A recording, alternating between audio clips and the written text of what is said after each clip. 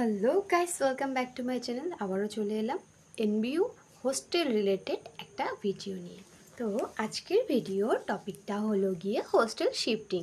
তোমরা কি একদিনেই হোস্টেলে শিফট হতে পারবে? এটা হলো আজকের কোশ্চেন। তো যেটা বলার, দেখো, হোস্টেলের তোমাদের যে হোস্টেল লিস্টটা সেটা আউট হওয়ার পর তোমাদের ফোনে কিংবা তোমরা একটা নোটিফিকেশান পেয়ে যাবে এই 3 দিনের মধ্যে তোমাদেরকে হোস্টেলে অ্যাডমিশন হতে হবে।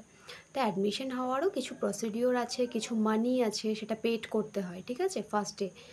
যদিও সেটা পরে একটা পলিসি আছে, সেটা তোমরা পেয়েও যাবে, কিন্তু ফার্স্টে একটা সার্টেন মানি পেইড করতে হয়। তারপর অ্যাডমিশন কিছু প্রসিডিওর রয়েছে, সেগুলো তোমাদের ফুলফিল করতে হবে। সেগুলোর জন্য কিছু ডকুমেন্টসের দরকার হয়, যেগুলো ইনস্ট্যান্ট পাওয়া যায় না, কিছুটা এখন সময় আগে থেকে অ্যাপ্লাই করে রাখতে হয়। আমি সেটা পরবর্তী বা নেক্সট ভিডিওতে জানিয়ে দেবো কী কী ডকুমেন্টস দরকার হয়। তো তুমি ধরো, সাপোজ আজকে হোস্টেল শিফটিংটা বলে দিই, ঠিক আছে।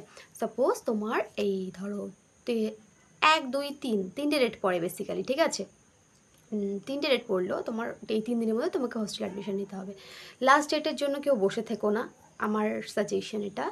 ফার্স্ট ডেটে যদি কেউ না পারো, প্রবলেম নেই, সেকেন্ড ডেটে অবশ্যই তোমরা গিয়ে অ্যাডমিশনটা করে নেবে। অ্যাডমিশন ডেট যদি পেরিয়ে যায়, তারপর কিন্তু তুমি আর কোনো সময় চাইলেও হোস্টেল পাবে না, ঠিক আছে। পেতে পারো, সেটা যদি এক্সট্রা রুম থেকে থাকে তাহলেই তুমি পাবে।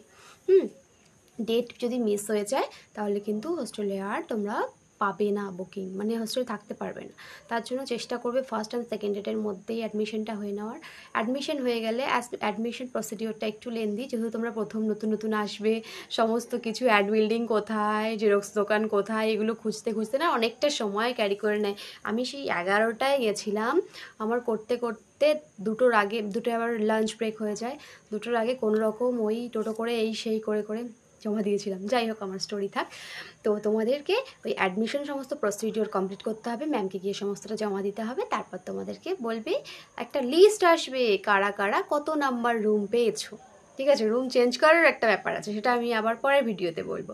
তো তোমরা ওই দিনকেই রুমটা পেয়ে যাবে। তো আমার বেলায় কী হয়েছিল, আমার রুম পেতে পেতে 4টে হয়ে গেছিলো।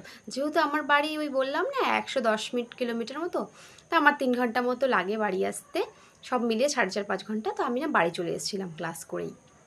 তো আমার সেই সুবাদে অতটা হয়নি। তো আমি আগের দিন ভর্তি হয়েছিলাম, নেক্সট দিন গিয়ে শিফট হয়েছিলাম। কিন্তু তোমরা যদি চাও ওই দিনকেই শিফট করবে, তোমরা ওই দিনকেই শিফট করতে পারবে। 4টা নাগাদ তোমাদের রুম নাম্বার, কে রুমমেট হবে, সমস্ত কিছু তোমরা ডিটেলস পেয়ে যাবে।